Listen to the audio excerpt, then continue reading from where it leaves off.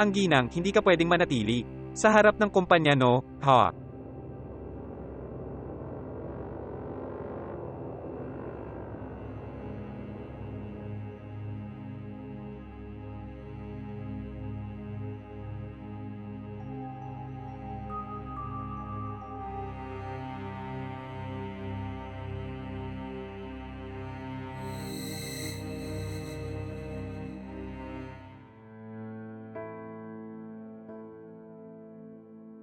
Babae. Baka mawalan ka ng pera. Kumuha ng. Wala naman masyado pero, makakatulong sa iyo na bilhin ang mga gamot.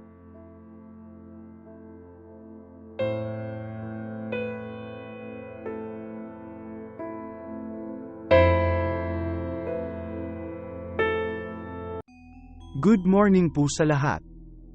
Kayong tatlo ay sa bakanting posisyon ng manager, tagapamahala ng kumpanya. Tama? Ako si Alberto Abreu. At ikaw? Hindi alintana ng, Van Usanovez. okay na. Hindi ba ikaw ang, hindi. Ikaw ba, Alberto.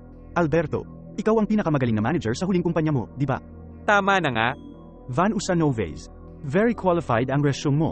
Leader siya sa huling kumpanya, di ba?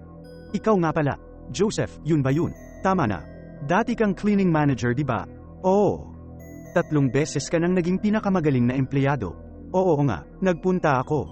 Lahat sila ay napakakwalipikado para sa trabaho.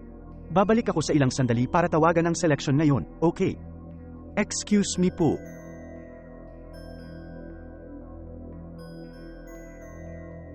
Ano ba ang ginagawa mo dito pare? Kinilala niya ang kanyang sarili. Nako, may konting dumi dyan, maglinis ka. Enjoy. Nagbigay na ng konting kasinungalingan dito doon.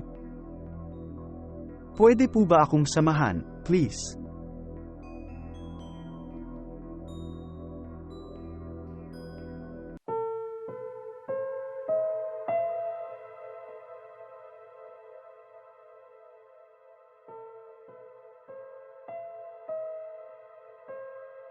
Baka gusto mong tikman ang kape, okay?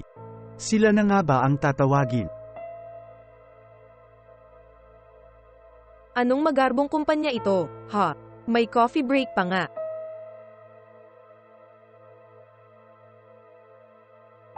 Wow, ang nakakasuka. Paano nila pinapasok ang mga taong ganyan?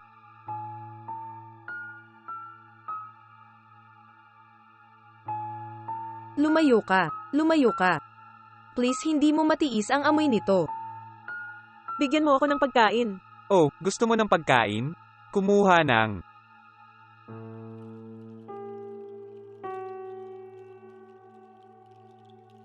Kumuha ng. Mas mabuting kumain ka na lang dito sa labas. Sa loob dito, pwede ka nilang pagmalupitan. Maraming salamat po sa inyo.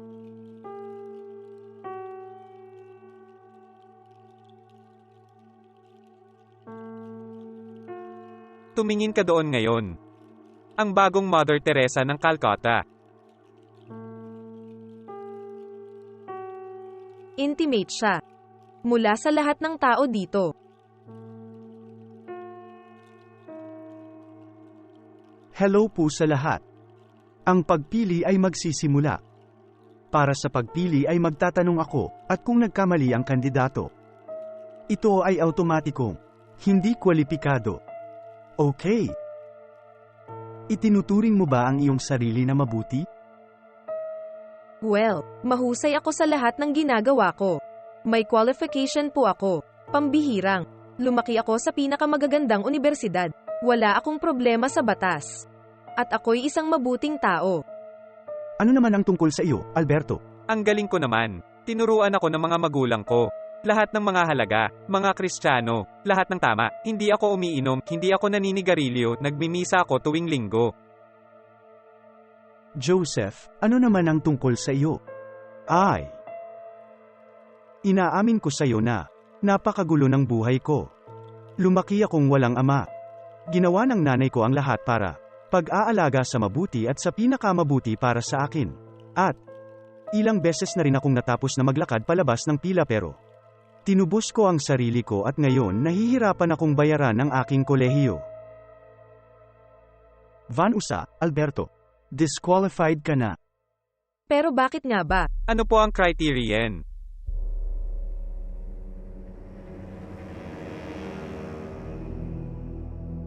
Sebastian, pwede mo ba akong ipaliwanag?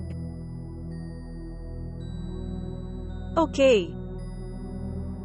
Paano ko ba sasabihin na kayong dalawa ay walang profile para magtrabaho sa kumpanyang ito? Wow! Ano na nga ba ang nangyari?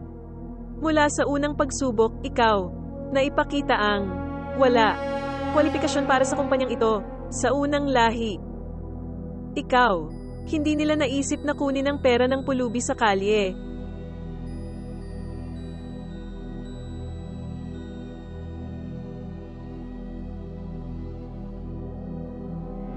Sa ikalawang lahi, wala ka naman ipinakita ang empathy sa aming empleyado. Good morning po, ma'am.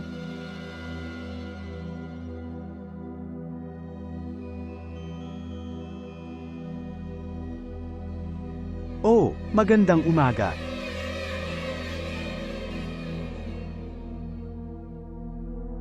Oh, magandang umaga. Oops, magandang umaga po. Okay. Marumi ang kamay ko. Oh, marumi ang trabaho kamay. At ikaw, kamusta ka na? Okay lang po ako, sir. At ikaw? Nako, pumunta ako dito para gawin ang interview ngayon. Sana gumana. Oh, oo nga, sir. Mahusay na trabaho. Tingnan mo. Salamat po sa inyo.